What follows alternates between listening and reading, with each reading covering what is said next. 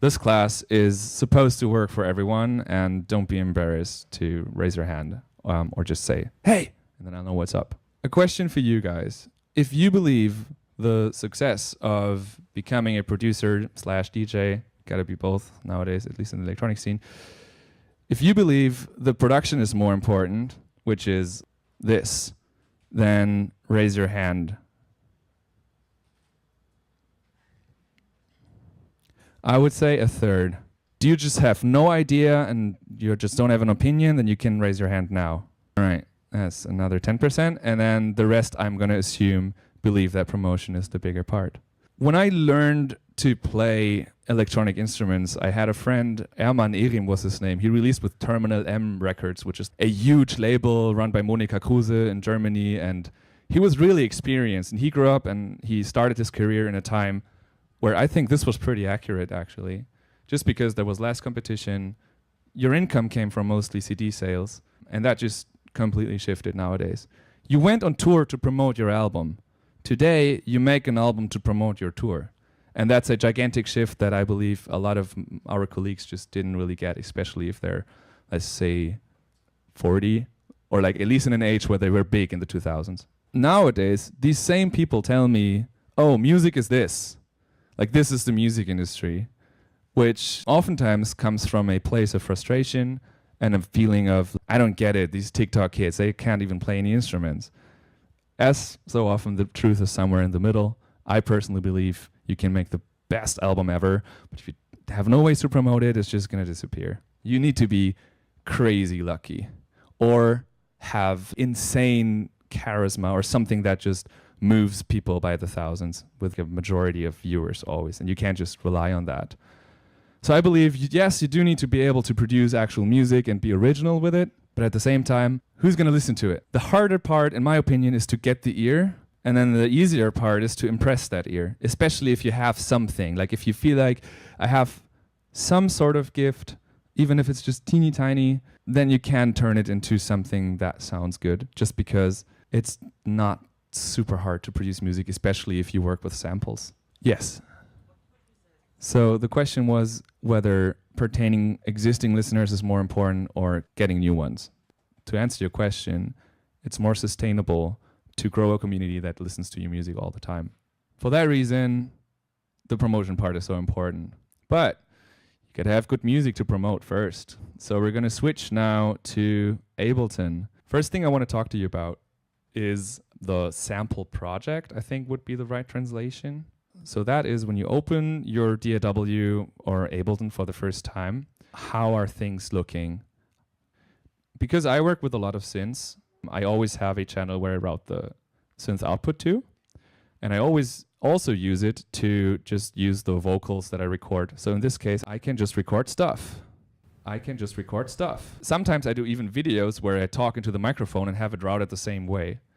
My whole idea of producing music is that you can sit down and start, and that only works when you don't have to first do a bunch of settings. My recommendation would be find out what are steps that you do every time you sit down in your studio or in your bedroom or wherever you make music, and try to incorporate as many of them as possible into your sample project. A recommendation I can also give is to work with 2 send channels. You have a audio track, which in this case is called synth output. I'm just going to call it A audio. And you can send that signal to another channel, which will receive it. In this case, it's a little reverb. So I'm just going to do a quick sample. This is going to be big. So we have the audio sample. This is going to be big. So now it's dry. And then if I send it, I can even send it during the sample. So it can be like, this is gonna be big. And you can use that and automate it later in the production. So that's a send channel, and I always have a very short send channel on the 1 and a very long send channel on the 2, which will sound like this. This is gonna be big. I recommend having a little ghost channel here. I call it shadow, which is basically a kick that plays, but you hear nothing.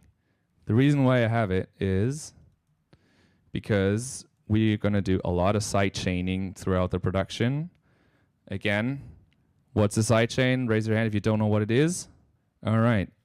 I'm proud of you. A lot of you know what it is. I'm also proud of you that you say when you don't, because that's the only way you can learn. Sidechains are little people that take the audio signal down every time something else happens. Yeah, you can imagine a chain too, but I like to imagine this little guy who like pulls down the volume of something. So for example, here you have a typical sidechain, which is just a kick drum, but you can't hear it because the channel is off. And then I can have any instrument. And when I add a compressor to it, I can get that shadow kick. And I have this effect. You all know it from pretty much all of electronic music. So I have a shadow kick here, which I let play through the entire song, which you're actually never going to hear. And then next I have a kick that I always use. In this case, it's the kick 07, which brings me to a recommendation, and that is going to be Werkzeug 1 and Werkzeug 2. Those are two sample banks from Keine Musik. You can have your opinion on Keine Musik, and that's fine. But when it comes to production and label, and especially sample quality, in my opinion, they're unmatched when it comes to weirdness. A lot of them sound like you could just not use them. They're rarely just clean loops, but they're recorded in a good way, they're creative, and they never fail to inspire me. Honestly, I've been using the same sample pack for 6 years. Don't get too many sample packs, it'll just confuse you. If you find a good one, stick with it. When it comes to individual samples, Splice is indeed the way to go. But when it comes to a good pack with like several sounds and loops that are recorded in a similar way, you could theoretically get it off Splice too, but in my opinion, it's not the best source for it. One way I'd really like to start a track is to try to create something that works without anything that hooks you. Because like adding a cool vocal sample makes the song into something that sells, that into a drop that really works. But if you're able to create a loop without any cool vocal, then you add the vocal and then it becomes a really good track. So what I want to do now, and again, please don't expect a good song to come out of this, but I just want to bring you on the journey for the next, let's say, 45 minutes of how I make a track. And maybe it's good, maybe it's not. Let's see. Another sample pack I found is just called 126 BPM. So I don't even know where it's from. There's some pretty cool loops that I found already on it. I'm gonna work with, let's say, 124, just because that's a speed I enjoy working at the moment. And I'm just gonna now, because I like the loops, so I'm gonna just look at them, and maybe there's a name that loopy. It's a bit too wet. I'm gonna try this one, a bit drier. Oh, that's even drier. Nice. A hot tip, when you find a drum loop that just seems a little too wet, what you can do is you can put it in your audio chain and just set the warp mode to beats, preserve transients, use the first arrow, and just reduce transients. Listen to what happens to the loop. When I reduce it, it almost sounds like it kills the reverb because it shortens the tails of everything. That honestly was a huge game changer for me because it's so easy to make something sound more drier, and then you can add the reverb afterwards. Yeah? A reverb is a virtual room. So this is the sound of my clap, including what happens afterwards, which is a bunch of reflections. And what reverbs do is we imitate that electronically. When things sound wet, what that means is it sounds like the actual signal plus a few things depending on what makes it wet. So for example, if you have a long reverb on it, it's the reverb that makes it wet. If it's a delay, which is like delay, that's a delay. If you reduce that, it's also going to be dry. So dry just means original, basically. Back to the sample. I like this one. I think this is my favorite. Because it's already dry, I don't need to like work so much here with the beat section. I might still, just to make it a little drier, that should loop. I have a kick loaded up already. I use it all the time. Let's just work with that for now. And that's it. The song is done. Of course not. What I like when I put on a drum loop is I try to listen to the patterns that there are. So I like this specifically because it's not just like that's really hard to make sound interesting. So as early as possible, I try to have a rhythm that's not just hi-hat clap. You can add that later, but you need some sort of groove that is not that. So in this case, you have the snare drum, which is very dominant, which in that case makes I think. Okay, yeah, but it's basically dep, dep, dep, dep, dep, dep. So whenever you hear a rhythm in a drum loop that you use, try to incorporate it in the other elements. Something that I hear a lot of times with new songs that people send me is that the tracks, these vertical things themselves sound amazing, but they don't reflect on each other. And that needs to work both rhythmically and harmonically. So here, rhythmically, we have as established, dep, dep, dep, dep, dep, dep. What do we have harmonically? A lot of people don't know that everything, not everything, but most things have pitch. So very little samples that you use are completely without pitch. In this case, it's a little hard to hear. You can check if it's true by pitching it up an octave. That can sometimes help. I think, yeah. So I have decent hearing, which is necessary to like find the pitch of something that you hear, but you can also just get a good EQ, like Pro Q. Kids, get Pro Q, it's the best. And you can see some peaks here. And this is one. So if you pull it up, here, can everybody hear a tone? Even if you can't, memorize the hertz. Here, it's 460 hertz. And then what you can do is you can go to Google and be like hertz to tone converter, and then you can just put the hertz in there. And while this might sound super nerdy and unnecessary, in my opinion, this is the big difference between like samples that work together and samples that don't. Because if you have a pitch that is hidden and you add another pitch to it that is not hidden, as in a piano or a bass line or whatever, it's gonna sound better, it's gonna sound more present, there'll be less confusing resonances, and you'll need to work less to fix the mistakes in the mix down afterwards. So we have a drum loop in B flat. This patch here, I just randomly, like this I didn't preload or anything. This is a really dirty fat bass, a little too fat. But we're gonna work with it. Gonna make it happen, just to show you that you can do anything with anything. So because it's kind of groovy, I'm not really hearing like a long bass for that. I would rather hear something more percussive. So I'm gonna do something that I can fully recommend, which is always add arpeggiators.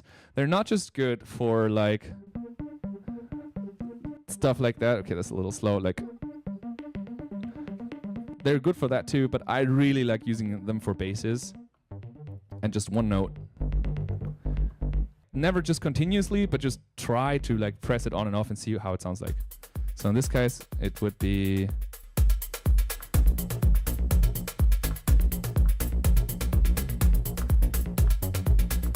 just that one note. I think that can be worked with. So I'm just gonna record that and see how it sounds. It's just one note.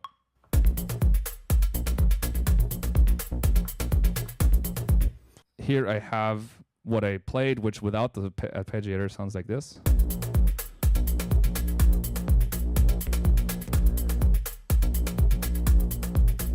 Which has the problem that it doesn't really add to the groove. It's just something that lays softly underneath. So in that case, I'm happy that I have the arpeggiator. And I'm gonna try to just play with the settings here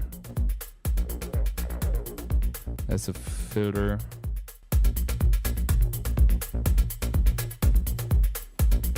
That works. I could maybe add a second octave here and there. Yeah, that sounds like a good thing to do. I'm just gonna play it again.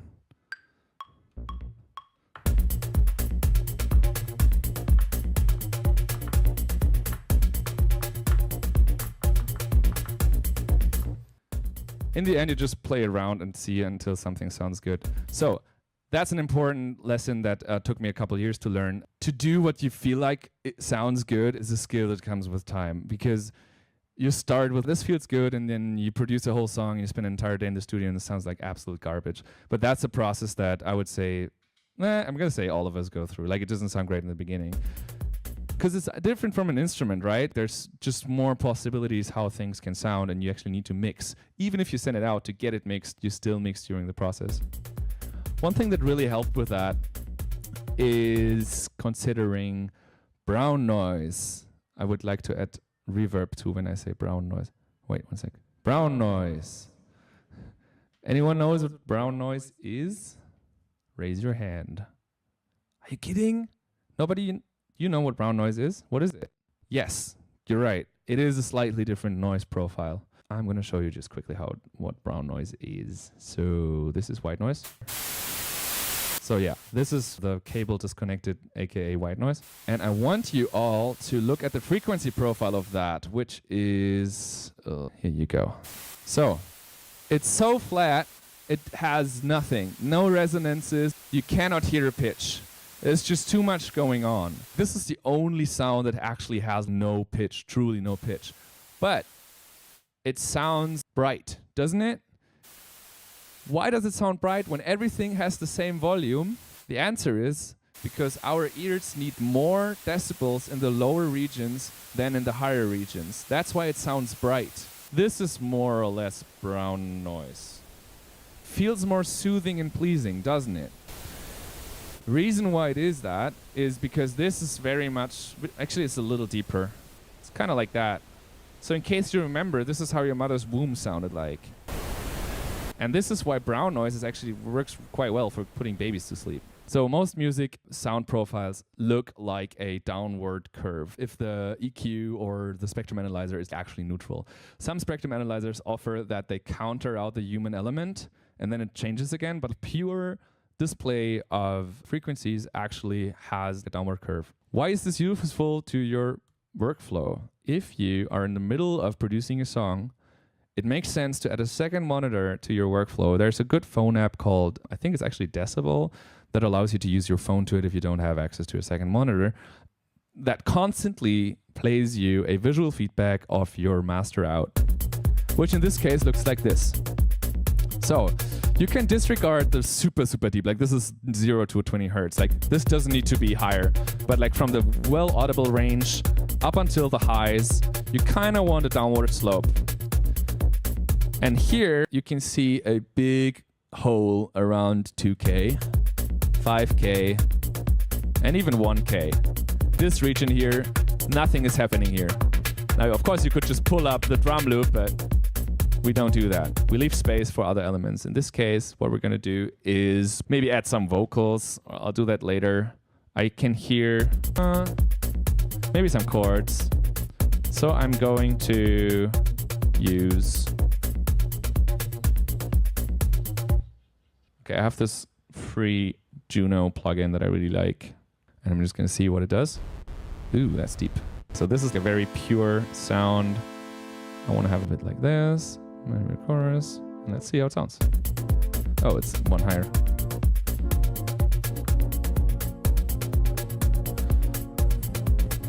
This chords could work. This is just a B flat minor, which is literally this song is in, so it's nothing special.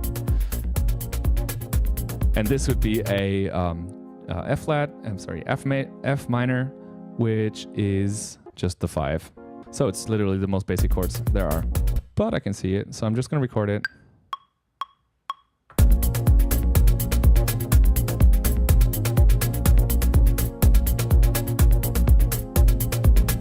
Good enough. One mistake that I see all the time is people just use too many notes. You make it harder for yourself if you just use too many notes. Because one note, ironically, doesn't get boring. 2 or more do. I would definitely recommend first making a song with just one note happening in the bass line, and then you do all the stuff around it. I like these chords. By the way, you could do the exact same chords with an operator from Ableton stock or with a meld plugin too. It wouldn't make a difference. I just like the colors. We have a cutoff knob here, which I'm going to give a little movement. One of the things we want is as much movement and as constant movement as possible. So I'm going to add a LFO. The LFO is a low frequency oscillator, and it oscillates like synthesizers also oscillate, but they do that a lot quicker. That's why you hear things. Low frequency oscillators you usually use to control parameters of other stuff.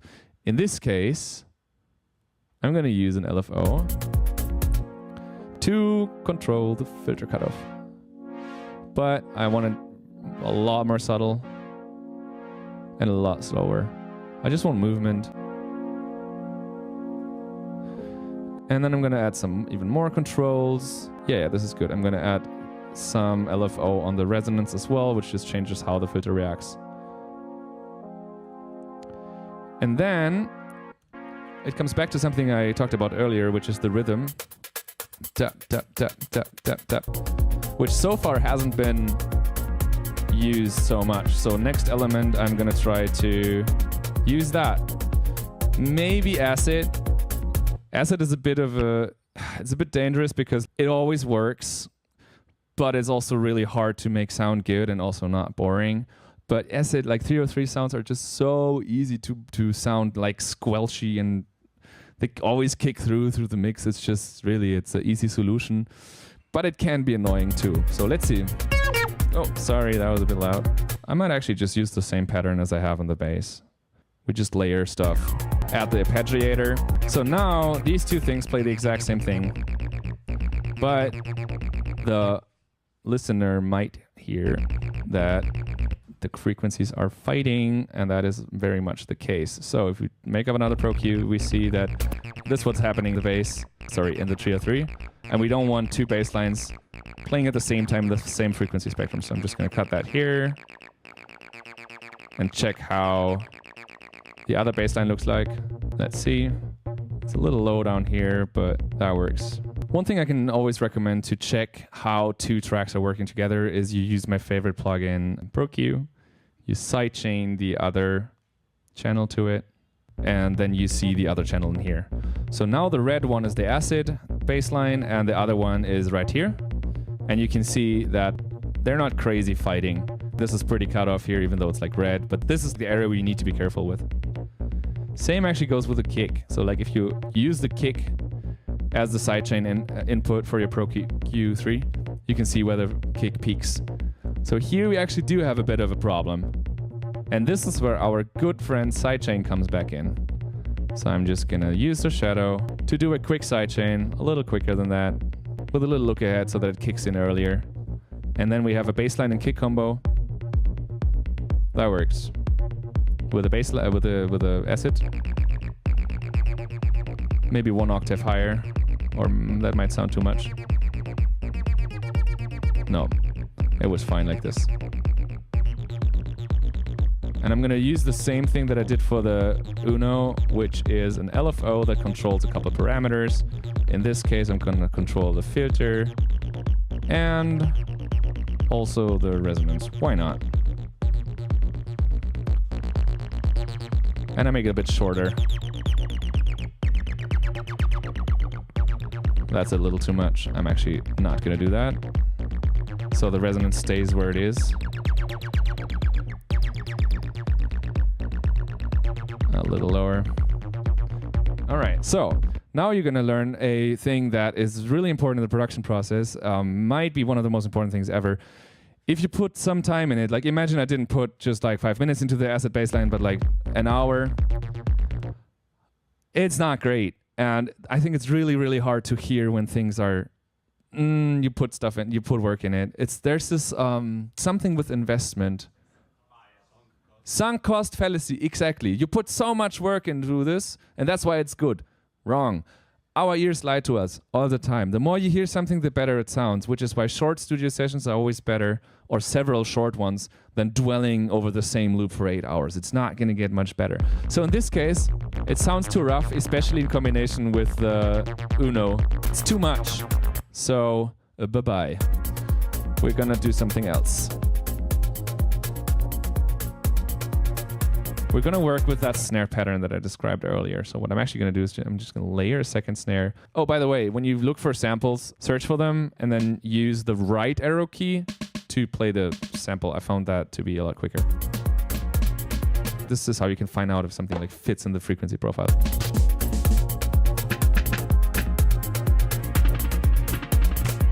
Oh, this sounds nice. This could work. So I'm just going to open a MIDI channel, put that in there, put that to one shot, create a empty MIDI clip, and then I'm going to recreate the same pattern right here. So actually I can just do it here. So it's 1, 2, 1, 2, 1, 2, 1, 2, 2, So during the song, what is going to happen? You're gonna have it like this, without the extra snare layer, and then this is gonna come in.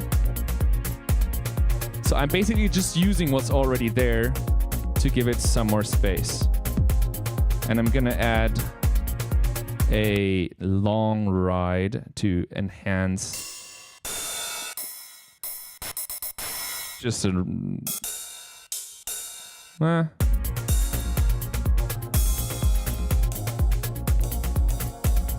they're not great yet. Let's see if I find a better one. Hi-hat open might be better. Yeah, this sounds not too bad. Let's take this. Once again, create an empty MIDI clip. Put it, where is the C? Here it is.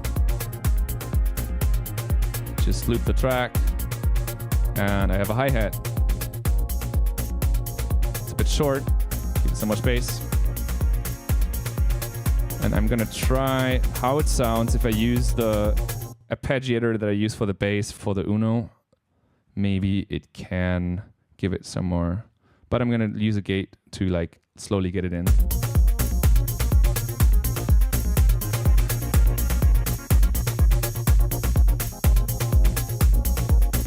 We could use it for later, for like the drop or something. But for now, we're gonna keep it like this. Put this down a bit. Great. So one way I recommend putting all these things in a room is not actually use a Valhalla or anything like that, but a really cool Max for Live device that, please, all producers, buy it. It's like $5 and it's by far the best reverb I found so far. Tiny space, here it is. So what this does, it creates a tiny space. And what makes it special is it just sounds so tight, and it's perfect for drums, anything from indie dance to techno to house. It's just, I don't know, I've been looking for this for years. So this is how it sounds like if I now send some things in it. So I'm just gonna rename this the drum loop, and I'm gonna send it. So this is the dry signal, and this is the reverb. It's almost nothing. It's a really short one. I wish I had headphones to like fine tune it now, but I think this works. And then I'm gonna send the hi-hat in there as well. A little less from the drum loop. I like to both compress and cut the reverb a bit. This sounds like a decent reverb. Next up, we do the long reverb, which is gonna be for the Juno. A little longer, doesn't hurt. And this is good. So now everything has a bit more space. Yeah. So this is all the drums. And this is the drums with reverb. Immediately gets more highs. That's, I think, that's the easiest part to notice. Honestly, the main difference is that the different drums sound more glued together, because it's usually music. Any sound is created in a room, not in a vacuum. So you just make it sound more natural like that. Are you talking about the sound?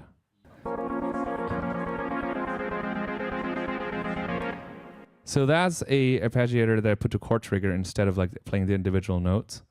And the gate makes it like drier or wetter. It's actually nice. Maybe we can work with it. This could work for the drop. It could build up. Wait, I'm just gonna turn the volume up for a minute. Oh, by the way, I hear now there's way too many lows in there. Ooh, I missed that. Okay, so it could build up towards the drop, like, and then even more.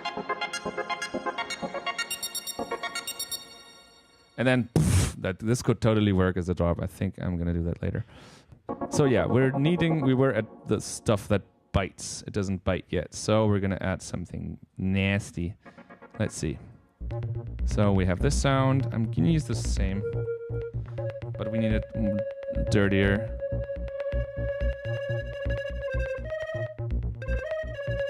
Could work. Let's add some roar. By the way, That's an Ableton 12 feature. It's a great drive. It's really obviously you need to like work against it with a gain. Yeah, this could work. I like that it's a mono synth, so I'm gonna use some Mixolydian stuff. Let's see.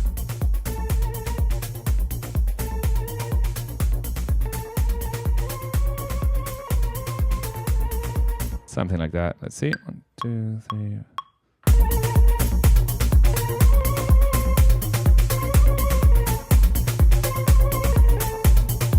Let's see. Gives a bit of a Middle Eastern touch, and I'm gonna make it even.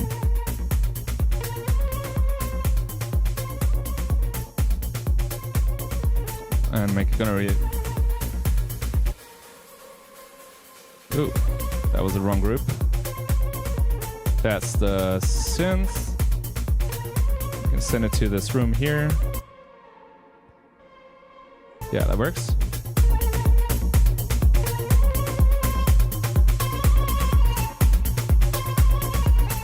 Let's see. We're going to keep that for later. I'm going to call this the drop synth. So now we have all the elements, and now we're going to look at the frequency profile again and see if the hearing is right, and if I did a good job mixing on the fly, then this should be somewhat of a clean slope with the drop synth. Nah, it's okay. Here we still have a bit of a hole. But that's okay, because I wanted to add vocals anyways. So vocals-wise, we have the privilege in the electronic music industry that people don't really care so much about the lyrics. So you can basically just do anything you want. In the end, it doesn't matter if it's, I don't know, hands up into the night or whatever. It's nice if you actually come up with stuff. And I'm going to be honest, one of the reasons why a few of my tracks were successful is because they were a little different in regards to what they were actually talking about. And what I find weird is why so much music that's out there is so dumb. Like, it's incredible how many lyrics just either make no sense at all or are just boring, and I feel like it's a missed opportunity. It works without cool lyrics, but you might as well take some time with them and come up with cool stuff, which I'm not going to do now. Now I'm just going to show you how I record lyrics. So let's see. Okay, it's going to be really stupid. Okay.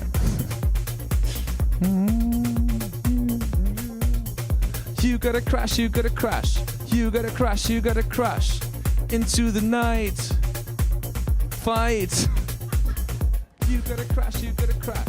You gotta crash, you gotta crash. Let's just use the first part. You gotta crash, you gotta crash. Okay, so apart from how dumb it is, problem with it is that it's too dynamic. You gotta crash, you gotta crash. You gotta crash, you gotta. Also a mistake a lot of people do in the beginning. They underestimate how different the same vocal will be in terms of volume. You gotta crash, you gotta crash. So you can see the U is loud, this U is also loud, and the rest is pretty quiet. You gotta crash. U and gotta should be the same volume because there's no you gotta crash. There's no intentional volume change in there. It just happens to be because I might have moved a millimeter away from the microphone or whatever. You gotta crash. And the magic answer to that is compression. So my favorite vocal compressor is going to be this one. It's RVox from Waves, but you can just use anything. You gotta crash, so you gotta crash. Changes you gotta crash, you gotta the volume differences, but I want even more of that, so I'm going to add a limiter. By the way, the new limiter of Ableton 12 is a lot better than the old one. So you gotta crash, you gotta crash. This also often leads to more S and F and T sounds, which you can fight against manually with EQing, or you can use a de-esser. I like the one from ProQ. You gotta crash, you gotta crash. You gotta crash, you gotta I don't have any S sounds in this one, maybe on purpose, but I have a harsh sh sound, which is a little deeper. You gotta crash, you gotta crash. You gotta crash, you gotta crash. So that works. And one plugin next, so y'all get Tiny Space, it's amazing, but also get Fresh Air.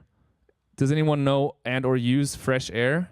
One person, yay! The rest, you're gonna love me for this. This is the best plugin ever. I think it's actually free, and it just turns every vocal into a good vocal. It's insane. So this is without it. You got a crush. And this is with it. You got a crush. Wow. You got a crush. Suddenly it has highs. You got a crush. This is with it. You got a crush. This is without it. It sounds like a good microphone suddenly. It's insane. You got a crush. You got a crush. You got a crush.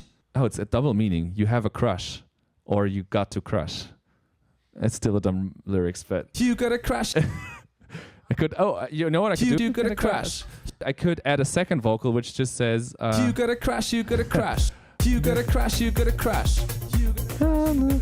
On me. You got a crush. You got a crush. So I'm gonna do a second vocal, which is. You got a crush. You got a crush. You got a crush. You got a crush. On me. You got a crush. You got a crush. You got a crush. On me. You got a crush. You got a crush. You. So now we have a little.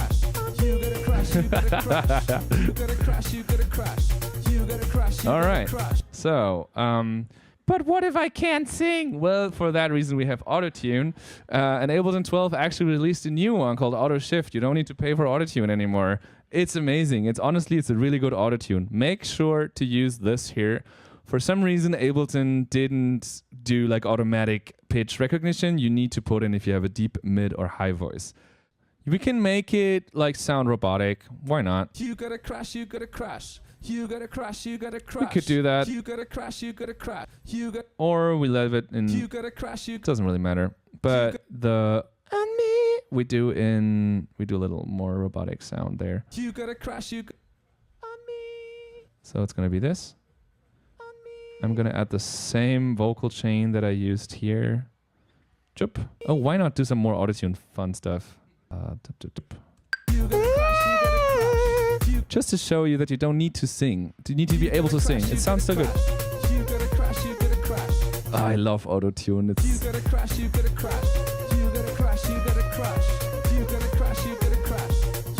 it's so fun. So what we're going to do is we're going to use that once in a while as an effect, but not too much. I think it's already in there. And then we have the... You got a crush, you got a crush. You got a crush, you got a crush. You got a crush, you got a crush. You got a crush. On me. It should be a different timing. Okay, so now it's time to switch. Once I have a loop that works, which I do now, I switch to this view. I used to switch back and forth.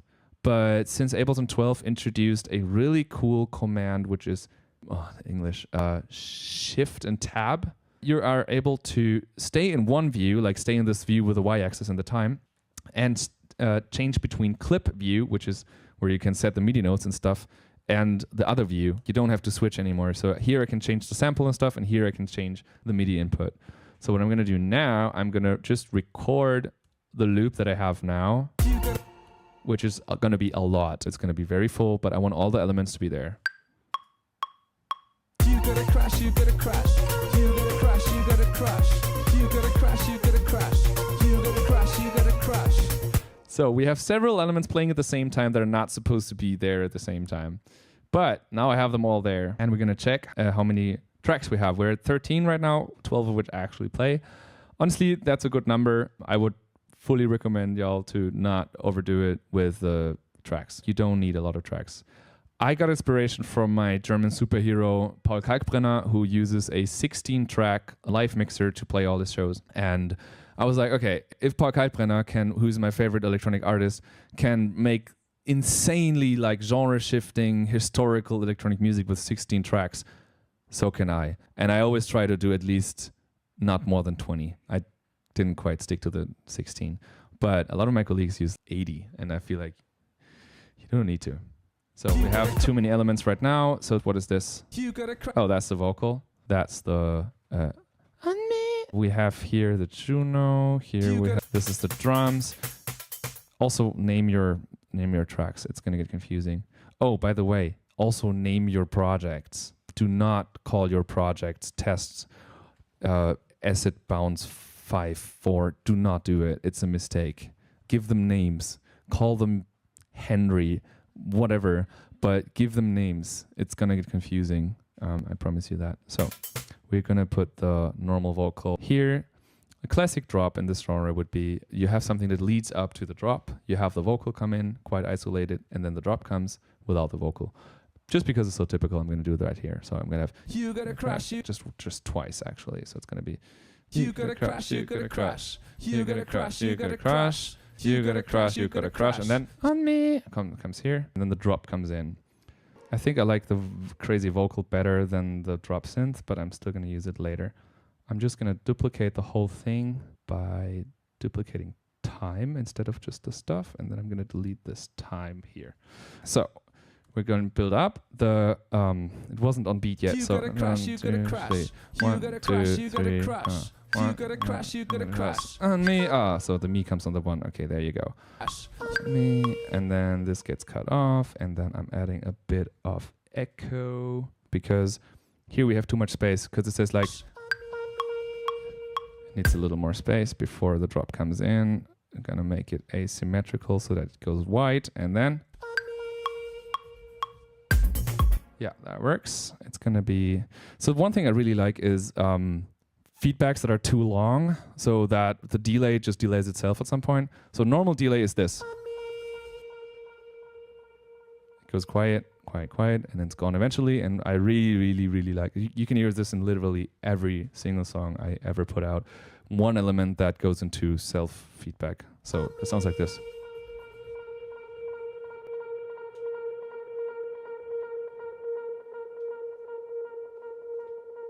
You need to be careful because like if you overdo it, it's just gonna get really, yeah, you know what I mean. So what I do always is I automate this. So I start at 80%, I go up to here, and then I go down again, kind of like this. Also here, I think I need a little less lows. So I'm gonna put that here, choop, choop, choop. So like this, basically. Cool. So we have the drop that leads up to this. You gotta crash you. It's a little empty, so I'll have the Juno play in here already.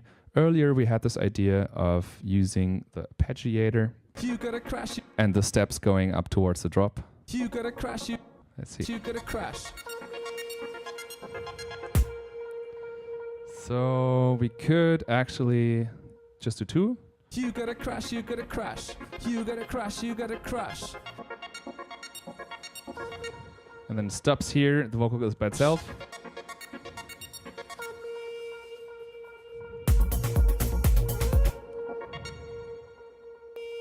Okay, so what I want is as much space for the vocal as possible. So the arpeggiator is gonna go up and up and up until here. And then for the drop, it'll go down somewhere like this. So it sounds like this. Let's see. You gotta crash, you gotta crash. You gotta crash, you gotta crash.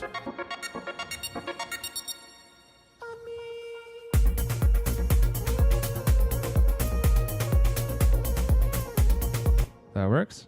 And then I'm gonna do a little snare roll to introduce the drop. Also like a very easy hack.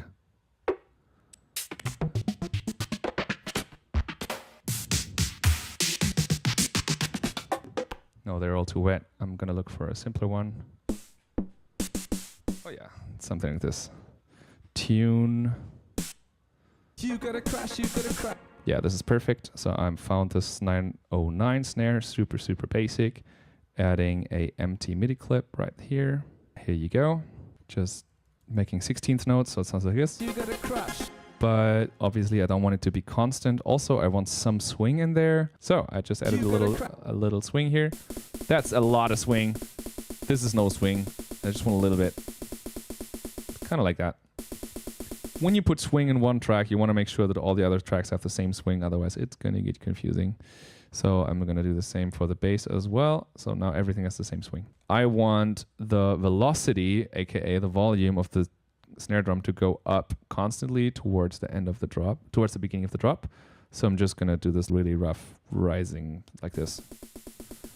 What I also want to do is the length. The length should change over time, and I'm going to use the fade out mode for that. So it's going to start like this, and then it's going to become longer like this. And there we have the snare roll. Yay. You gotta crash, you gotta crash. You gotta crash, you gotta crash.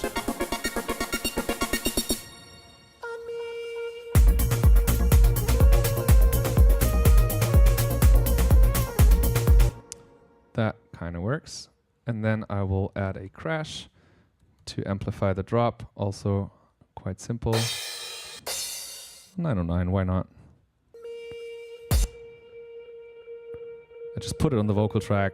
That's not how you're supposed to do it, but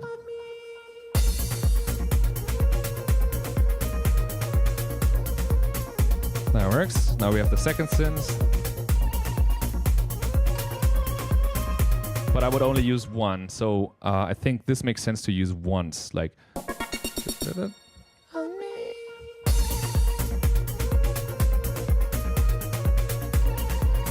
yeah, cool work. The next step would be to like, because this is the most important point this is in the track, right? Like this is where the people at dance floors where phones are allowed put their phones out and like film the drop. And I have this ambivalence because on the one hand, the party on Friday was cool because there was nobody filming. On the other hand, I couldn't use it for my social media. I guess the mix is the sweet spot is in the middle as so often. Anyways, for that reason, these moments are like the, oh, get your phone out. And then everybody puts hey. So make sure to put like a lot of effort into these kind of moments. And that's also why I always start with them. Like those are the most important elements. The next step would be to use all these elements that I have now, add a bunch more, and do 2 mixes. At least that's how I always do it. I'm just quickly going to show you. This track, for example, I made the mistake of calling it acid prog, and it started as an acid prog track, but then it turned into something else, and now I have a hard time remembering what it actually is. I actually don't know. Oh, it might be. Oh, nice. It's my new... Okay, so this is... I swear this is on accident. This is my new release that came out on Friday. Booty Call, check it out. So, this song has 2 versions. One that starts around here. Already has a couple elements. And then one that starts here, which only has the bass line and the rhythm section in it. And one is DJ friendly, one is Spotify friendly. Challenge with Spotify is that if people click away in the first 10 seconds, it's really bad for your data. And because we're all slaves to the technological overlords, we need to adapt. And what I did is I just did radio mixes that start a little later, like a compromise between the original mix and the classic radio mix, which would be start where the vocals start, which takes a lot of personality of electronic music away. And I tried that with a couple of releases thinking it might perform better to like get the hook right away. But I feel like in our house, techno, whatever genres, I don't recommend it. And there's also a reason why a lot of the songs that you hear in editorial playlists that, as I said in the beginning, are really important for getting streams early on, do not have the hook right away. But they're also not classic original mixes with just a rhythm section in the beginning. Even this is not a classic original mix because it already has the bass line. Like the really traditional classic original mix would be this. And then after 8 bars, the bass line would come in. But the next step of our little sample project, which would be called Crush on Me, or I don't think it's ever going to turn into a song.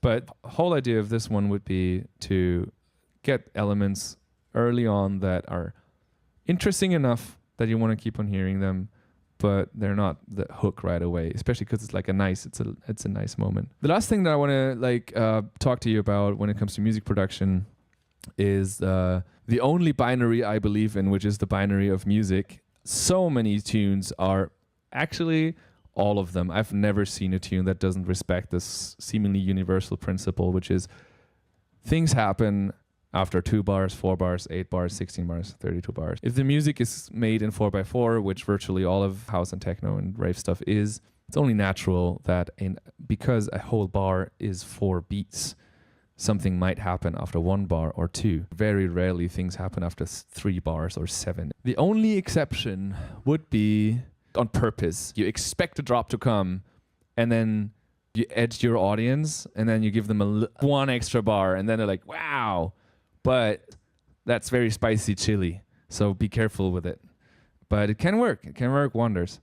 But start your song by just doing everything in 8 and 16 and so on. The way I can recommend doing that is take songs you like, put them in an audio track, bind the solo of that audio track to a button on your keyboard that you don't really use.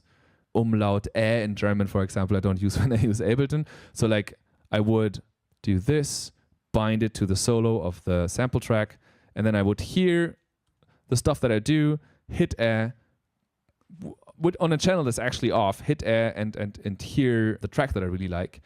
And then I can compare how things are mixed and balanced, which saves you so much time. And I can also see the waveform. And a lot of tracks, I actually never told that to anybody. So most of my songs, I actually copy the arrangement of songs I like.